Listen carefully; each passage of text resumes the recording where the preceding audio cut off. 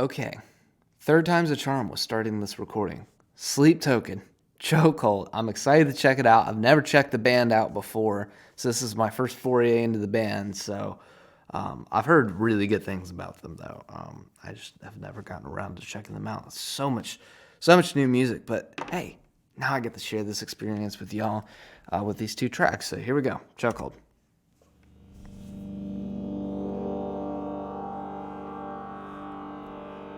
Starting out with Seth.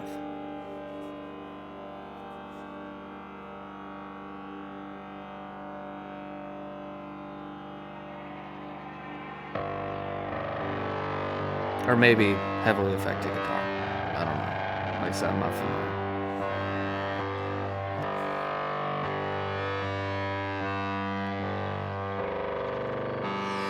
When we were made. Really unique voice. It was no accident.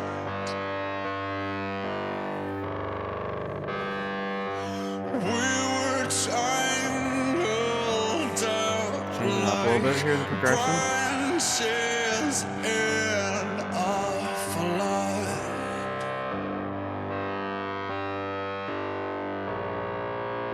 I come as a blade. Ooh. Slide into it. A sacred guardian. So you keep me sharp and test my worth in blood.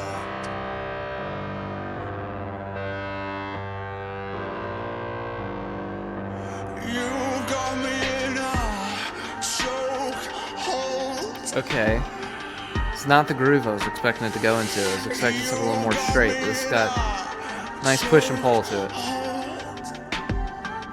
And I like how he's syncopating the lyrics with it too.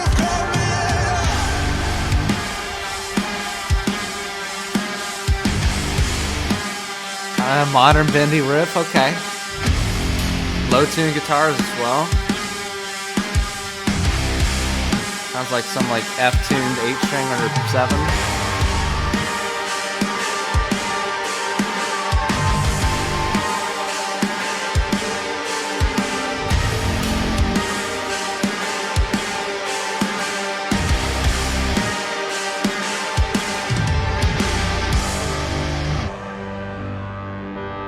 Back to this intro synth.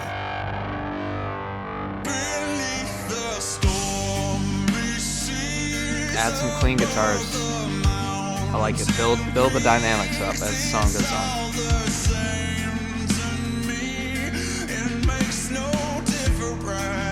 Ooh. Change up the progression. I love that step. Keeps you guessing.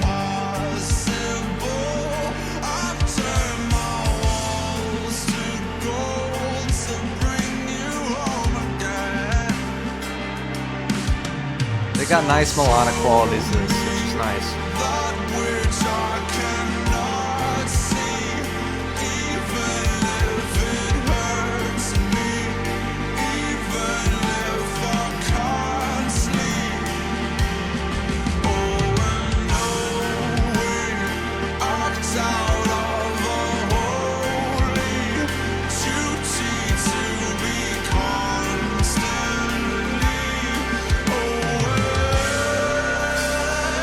Vocal slides.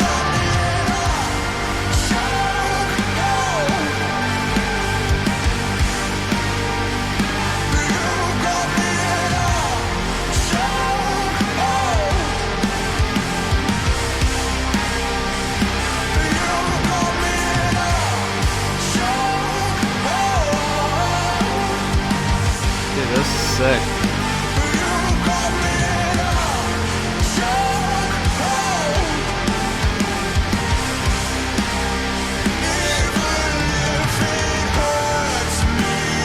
Never mind, we're going down lower, D sharp now.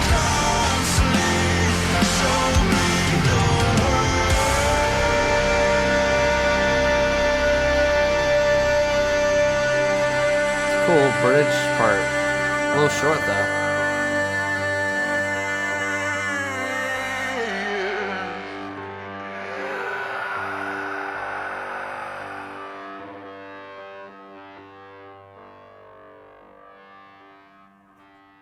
Oh, and that's just it.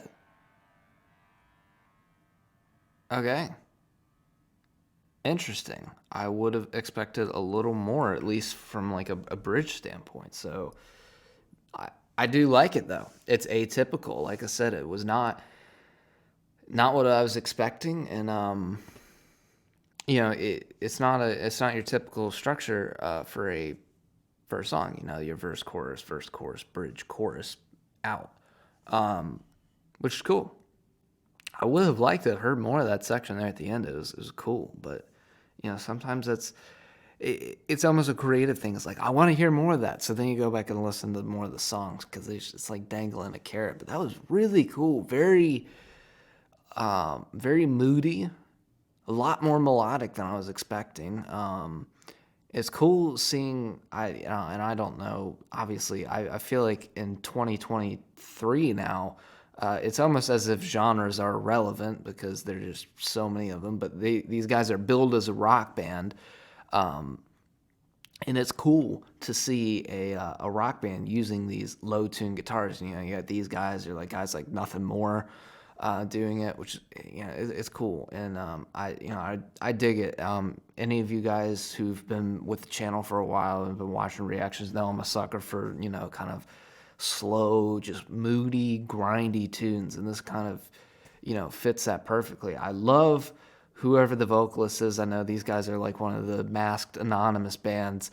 I love the quality of his vocals. It's very unique, and I think has a lot of modern pop sensibility to it, in a sense that I feel like a modern audience that maybe isn't more into the rock or metal stuff can kind of gravitate towards it. It kind of reminds me of a lot of the pop vocalists that were coming out, I don't know, probably 10 years ago at this point, with just kind of that low, it's almost like a voice you'd expect from like gospel music or something. I don't know, but it's cool, and the way that he does those slides in there, it just it's not something you see a lot nowadays, which is very unfortunate because that's where a lot of I feel like uniqueness and cool sounds can come from a vocalist, how they do those slides and how they execute them. And unfortunately, in the auto tune age, I mean, all of that is just kind of just squashed and everything's perfectly on the note, no slides, just direct in.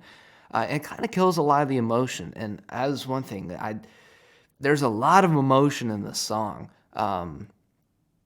It's really cool. I really dig this, and I'm excited to check out the next track, because there's two, which is also a very interesting way to do releases, is do two tracks on back-to-back days.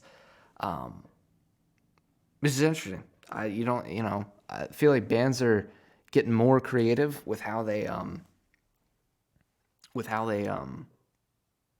just release music now, and some will do like an album and split it up into 2 or 3 EPs, or do multiple songs at once. Here, it's definitely interesting, and it's cool to see how bands do that in this kind of era where we're in the transition between the album phase into the singles phase. It's cool to see how bands are doing it, and I'm sure at some point, probably within the next 5 years, there will be a formula that will be landed on.